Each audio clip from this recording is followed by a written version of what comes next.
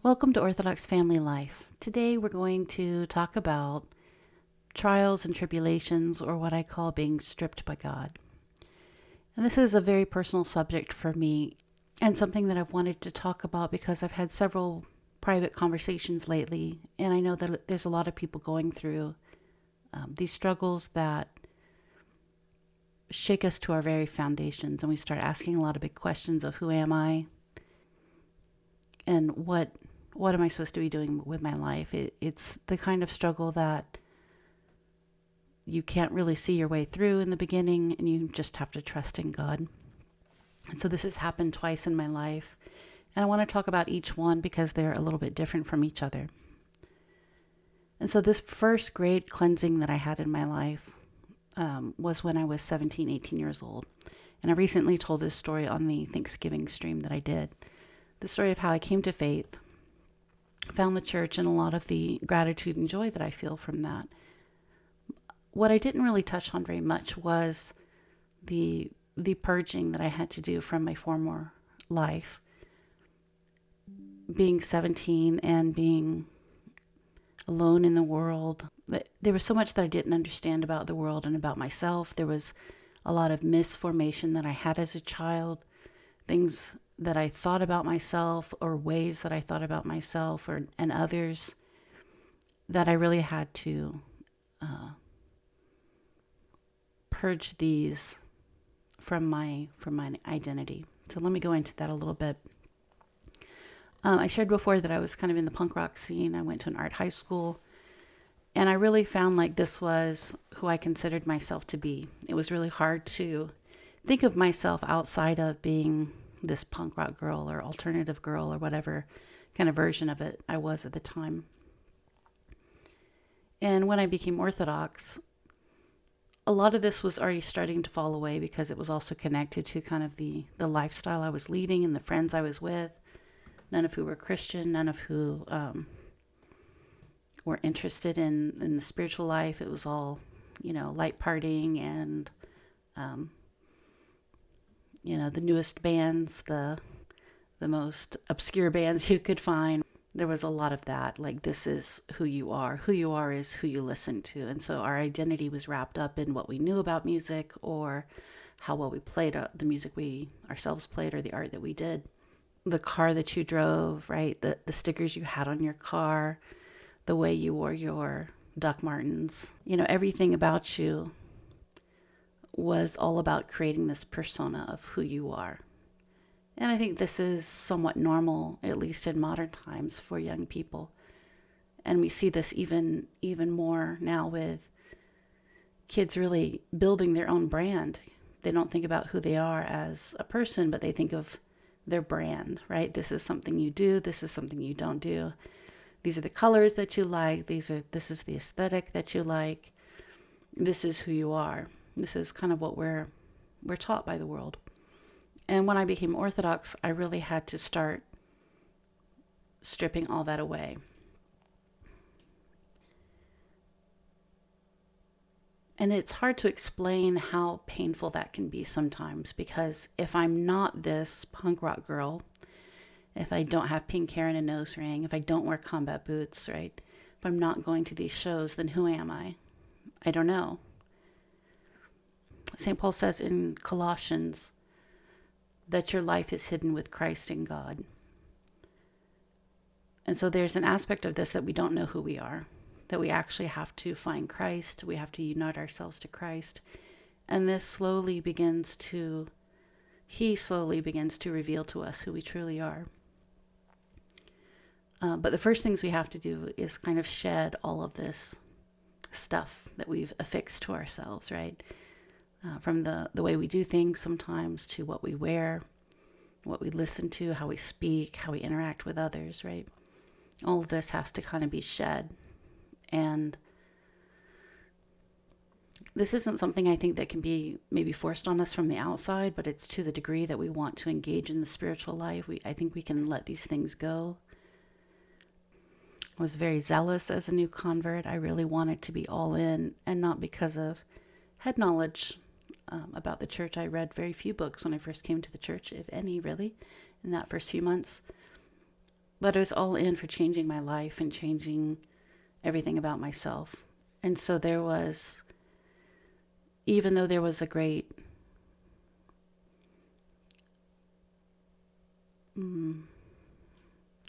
pain and not being sure of who I was going to be, right, if I let these things go, there was also a great joy in it, because as I was able to let things go, I began to find my true self and my true identity. Now, this isn't to say that I, fully reject these things now. I always kind of feel a camaraderie with young people that I see are a little bit punk rock or think the way I used to think. I have an affection for that. It always kind of has a special little place in my heart, but it's not who I am in the core of my being. Who I am is a Christian. And even my name changed. Actually, in high school, I went by Chris. As a young little girl, I went by Christy. And when I finally became Orthodox, it was really the first time in my life that I embraced my actual name, which is Christina. And you can see behind me here is Saint Christina, who, once I was able to shed those false identities that I had placed on myself, I was able to embrace my true identity, which really aligned with Saint Christina, because she was the daughter of a pagan, and she kind of miraculously found God. He kind of revealed himself to her. There wasn't really anyone that showed her the faith. And once I read her life, a few years after I was Orthodox, actually, I realized that this was really my path, was the path of Saint Christina, and how beautifully God had given me this name and this saint to show that this was my identity. This is who I am. This is who God has made me to be. And it wasn't all of those identities early on. And so I had to let go of those identities, everything I thought about myself. But there was also a very physical manifestation of this change, in that I gave away everything I owned, and I packed 2 small suitcases, and I jumped on a train in Florida, and I went across the country and started a new life amongst people I didn't know. This is pretty radical, but I did an entire cutting off of my old life. Not my family, but my friends who were, not a great influence on me. The lifestyle that I was living, it was extremely difficult. It was extremely difficult to be around new people who had new ways that were completely foreign to me, both because they weren't in the punk rock world, but also because they were Orthodox, and they had, a lot of the kids my age had grown up Orthodox, and they kind of knew the lingo. They were, living a very different life than anything I had lived before, and it was hard to fit in. So I think I still struggled with my identity for a few years, but because I was able and willing, I'd say, because I was willing to shed those false labels, then God slowly revealed to me the beginning of who I am. And that was hidden in Christ. And there's still a great part of it, I think, that is hidden in Christ. I think this probably takes a lifetime to even begin to understand who we are in God. Not who we are in a general way, but who I am, who is Christina. And I don't know that this will ever be fully revealed to us until we go to heaven and we're completely united with Christ. And so if you're going through one of these difficult times where you feel like the world is shaking under you and you don't know who you are, it's okay. You don't actually have to know. You don't have to try to affix things to yourself to fit in. You can just live in that uncomfortable space of not knowing who you are and waiting on Christ to reveal that to you. And He will. He will. I never knew the story of St. Christina. I never realized how much I had in common with her until later on. And these things just take time. There's nothing in the spiritual life that comes quickly. We have to be patient. And so this first shedding of my old life, this first being stripped by God in a way, was in the big things. It was in the big sinful things, giving up certain things in my life. I used to smoke cigarettes and, you know, drink at a young age and these sort of things. So these are things I had to give up, and I had to put myself in a new situation to make it easier. And so fast forward many years, maybe 15 years later, I find myself in this idyllic world where I have 4 children, a wonderful husband who loves me, a very stable family life, very happy, stable life. We have our first home. He has a steady job. Everything's going really well until it doesn't. And this was the beginning of the second stripping by God. And I felt like this time around, and I'll explain what happened, but when the first stripping was really a self-stripping, right? I pulled these things out of my life. I shed these things out of my life. The second one, which was much more difficult, and I felt like it was much more led by God. And I just had to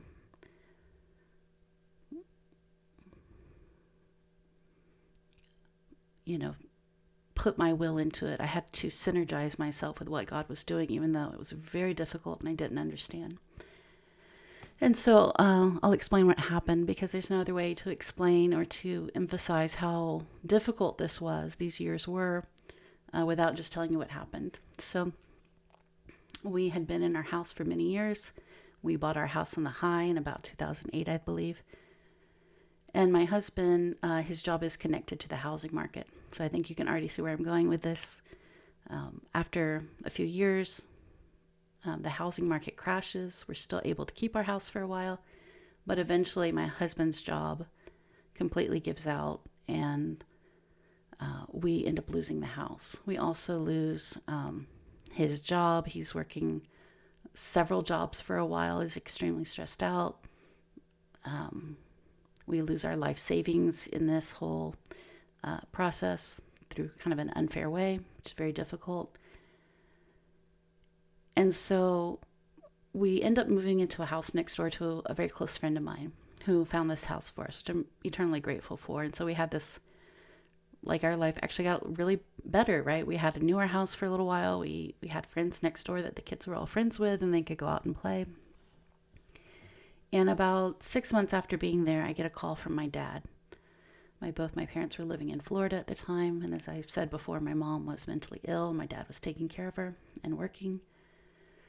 And so he calls and he says he's going in for, he went into the hospital to do some lab work. He was on the list to get a liver transplant. He didn't do well on the testing, and so they wanted to treat him. And he calls and he says, they're about to intubate me, and I don't think I'm going to come out of this.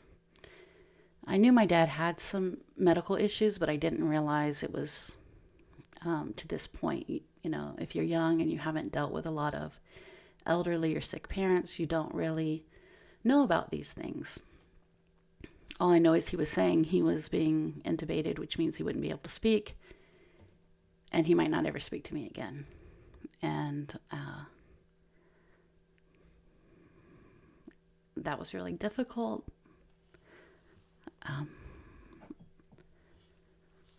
So it was the afternoon. They were intubating him in the morning. I had to figure out how to get to Florida as quickly as possible. But no matter how quickly I got there, it wasn't,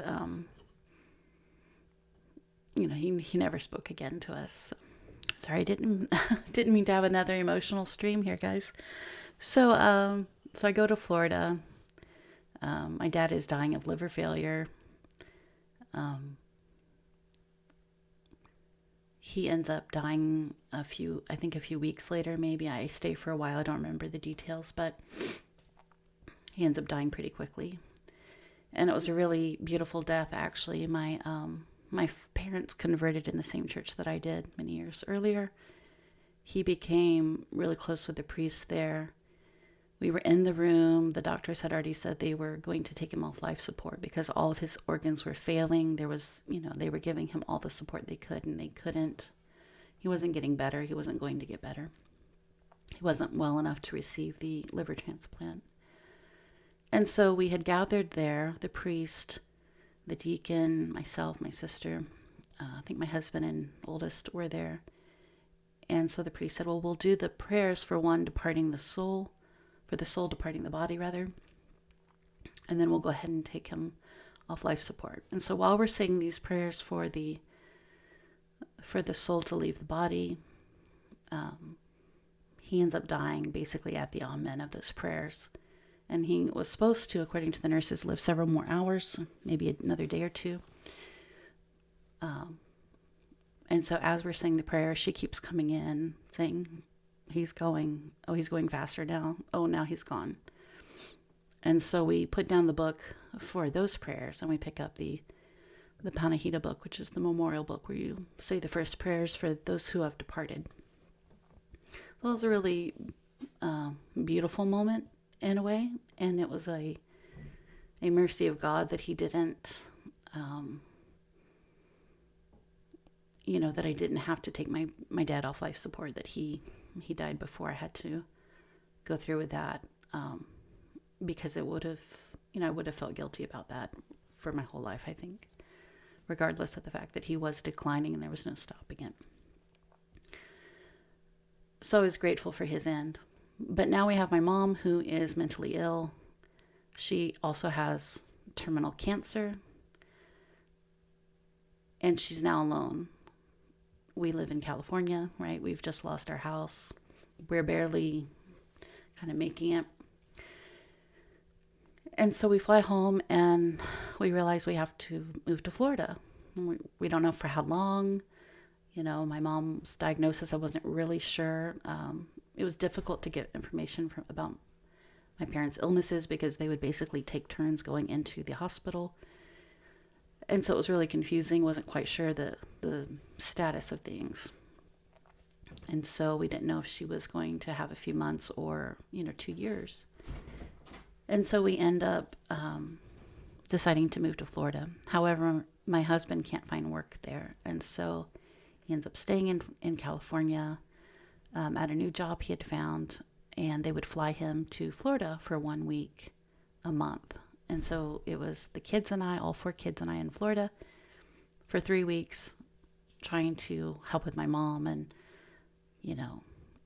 I wasn't doing the care, but there was a lot of kind of chaos around the situation with their home and other things that were going on that we had to figure out just from my dad dying, and now figuring out, the type of care that my mom needed. And so all 4 kids and I moved there. And again, not knowing how long this is going to last or anything, we're just taking it day by day. And so eventually, again, my mom being mentally ill, if you have cancer in your brain, what happens is the doctors will, the mental health doctors just blame it on the cancer doctors blame it on her mental illness, because the symptoms that she was having could be symptoms of either or both.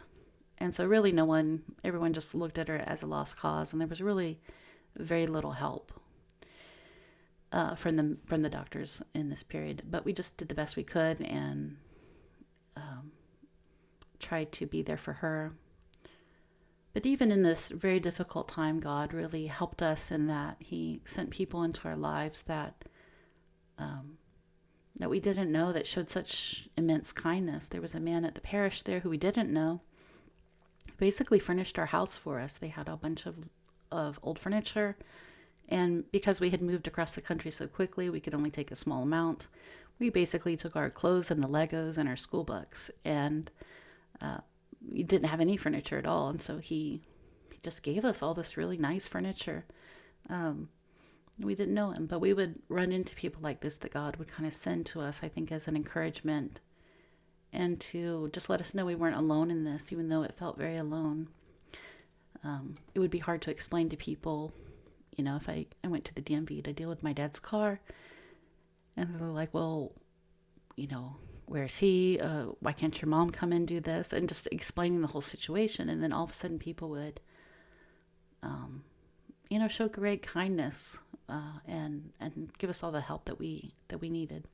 Not always, but often enough that we felt really encouraged to keep going. So things were really stressful with my mom.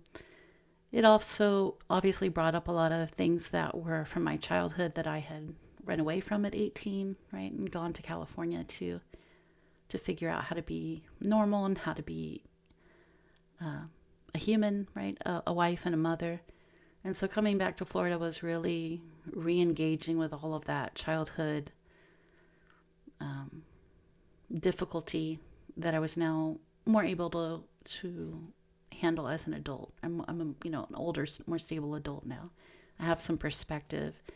So it gave me an opportunity to work through a lot of that. For my kids to know my sister, that was a really great blessing in that time, and for our children to get to know each other by living close to each other and spending a lot of time together. So there were a lot of hidden blessings in that time. But eventually, my mom did depart 4 months after my father. And, that's a different podcast that we could talk about. Just when your parents die, you feel alone in the world in a new way that, again, if you've never experienced that, you don't really realize what it feels like to be an orphan at a pretty young age. My parents were pretty young. And all of the, emotional stress that causes. But finally, we're able to go back to California, where we have a community and a church that we love, and my husband has a job. So we're able to go back and kind of be reestablished. And then, so from the time, just to remind you, from the time that we lost our house in the foreclosure to my mom's death is probably just over a year. So we've gone through quite a bit in that very short amount of time, a lot of physical upheaval. And now we've returned to California. We think, well, now it's time to get back on track. And so we get into a rental and we don't realize it, but the rental is sold almost immediately after we get into it. It was in foreclosure. They didn't disclose that to us. And the new owners now want us out. And so they try to illegally evict us. This is, again, 2 months after we get back. We go through a small court case with them to just get our own deposit back from being there. It was really stress in our life that we didn't need at that time. We were also living pretty far away from where we used to live, about an hour. So everything was a lot farther away. Most of my friends weren't around that I could, hang out with them like I used to before I left. But again, there was a hidden blessing in that looking back, I probably really needed to just be home and not overly busy to deal with everything I was going through. And so all of this stress, I think it also brought out some issues in our marriage. It was the only time we ever had marriage problems, and I hope to speak about that more at some other point. But, when you have stress in your life, it will exacerbate some issues that maybe are easier to sweep under the rug, but once your whole life falls apart, it's like everything becomes very raw. And there's no more hiding it. And so we had to work through some issues in our marriage, which was really the first time after, this would have been about 15 years of marriage. So I think now I know from speaking to other couples that your marriage can be going really well. And when you hit about 10 or 15 years, then difficult things start to happen. And I just want to pause here and say that doesn't mean your marriage is over. Doesn't mean anything is wrong with the two of you or that you're falling out of love. It just means that you've gone deeper in your marriage and it's time to deal with some deeper issues. You've grown, and it's kind of like confession in a way, bringing out those things that are hidden. Your marriage needs that too, and it might take a few years to work through things, but on the other side, you come back closer and better than you ever thought that you could be. And I thought we were close before, but after the trials were over in that arena, we were even closer than before. But that wasn't all that happened. So as we're getting us reestablished in California, we get a phone call probably a year after we're back from Florida that my husband's father now has terminal cancer, and they live about 4 hours away. And so We spend the next 6 months or so trying to go down there on the weekends. I take a weekend, my husband takes a weekend, someone else in the family takes a weekend. And we try to go down and help as much as we can. And you can imagine this is now the third parent that we end up losing in a very, very short amount of time. And now we have a decision. Now we have this this decision that we have one grandma left. Very quickly, we've lost 3 parents. And our plan before this was to move out of California. We wanted to go somewhere where living was cheaper. We wanted to live in the country. We wanted to be near a church. We were driving 45 minutes to an hour, depending on where we lived before. And even though we loved our parish, we had kind of slowly moved farther and farther away just because of the way the city was built. And so we really wanted to get back to living near a church in a rural area, maybe even a monastery. But we thought we have to leave California to find this. And so it turns out that my in-laws lived next door to a monastery in California in a country area. And, there was a lot of reasons why we had never considered this as an option, which I won't go into now, but we were unsure if that's what we wanted to do, but we also realized that there was really no other. We felt compelled. We felt like this is what God is asking us to do, and if he's asking us to do it, everything will be fine. But we had our reservations, but we knew we wanted to take care of Grandma, and we knew that if we left the state, we would have to come back and take care of her at some point, right? And that didn't make a lot of sense after everything we had just gone through. And so we end up moving in with our last parent, our grandmother, my husband's mother. So, which, my whole family is very private, so I hope I'm not oversharing for their sake right now, but I'll just say everything went really well. And of course, there's an adjustment period if you move in with your in-laws or your own parents. There's an adjustment period, right? This is all new for everyone. You just have to have a lot of patience, and in the end, you work it out. And so now looking back, starting from the beginning of this great second shedding that we went through, now I can see that, okay, if we hadn't lost our house, right, we would not have been able to afford going to Florida to take care of my parents, right? If all of these things hadn't lined up the way that they did, we wouldn't be where we are now. And where we are now has been such a great blessing in our life for reasons that are too personal that I won't go into. But the abundant blessings that we have received from living next to this monastery and the community that's around it have been, again, far beyond anything we could have imagined before. But this wouldn't have been possible had we not gone through those hard years, had we not been able to be willing to let go of a house we couldn't afford, and a place that we loved being, right? If we didn't go and do the things that we did, I think we would have felt regret for not taking care of the parents we, tried our best to take care of. And we wouldn't be where we are now. So all of this is to say that there are different types of trials, different types of stripping away. That first one, as I said, was really about identity and a sinful identity that I had as a young person.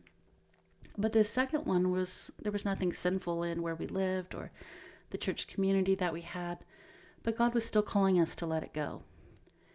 And at the time, it was incredibly difficult. We thought we had our forever house. It was a cute little cottage, 1940s house in a walkable neighborhood. We could walk to a little downtown area, to a park, to a library. We had friends nearby. It was, a couple miles from where my husband worked. It was all very idyllic in what we thought we wanted, what we did want at the time. And yet God was asking us to let go of it. And it didn't make sense at the time. It was hard at the time. But if we can rely on God, if we trust God, and I don't mean just in a vague sort of way, but in a real way, that know that God wants what's best for you. And what was best for us wasn't being in that house, in that situation. He wanted to give us something better. But we had to go along with it. We had to be okay with that. We had to let him lead us into something different. And we never knew where it would end. And at the beginning of those years, it was probably about 4 years total that things were really, really difficult.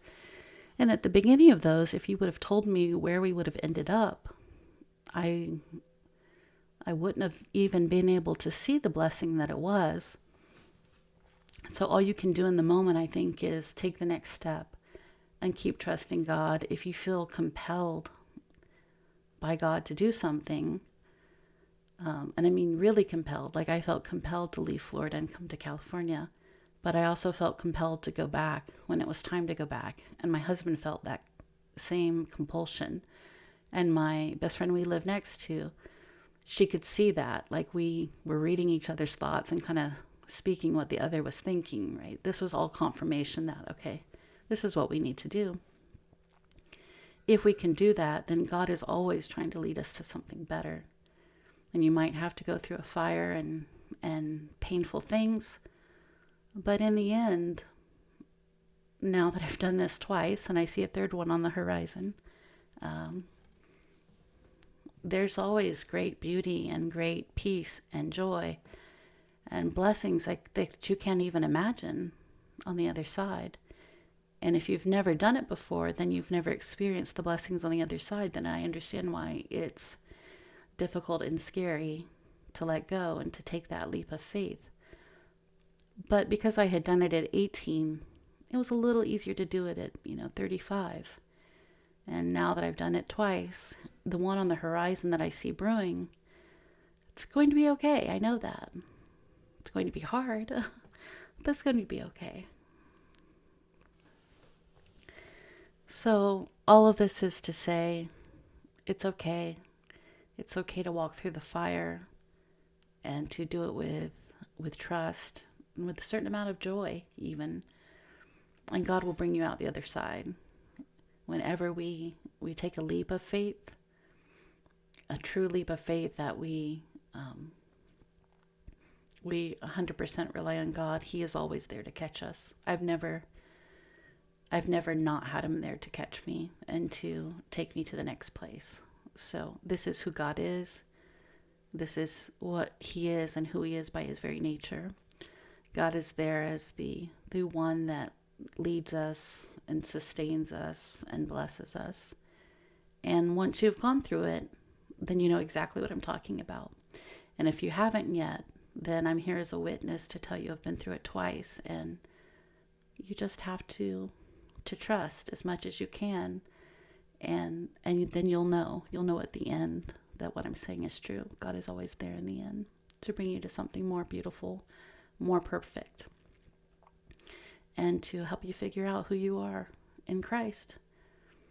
So God bless you all. I hope you're all doing well. I give this little bit of encouragement for several of you that I'm thinking of who have shared with me what you're going through. And for all of you out there who I don't know, who I know it's a difficult time in the world, and there's so many people going through very difficult things. Be kind to everybody. Keep encouraging everybody. And God bless you all.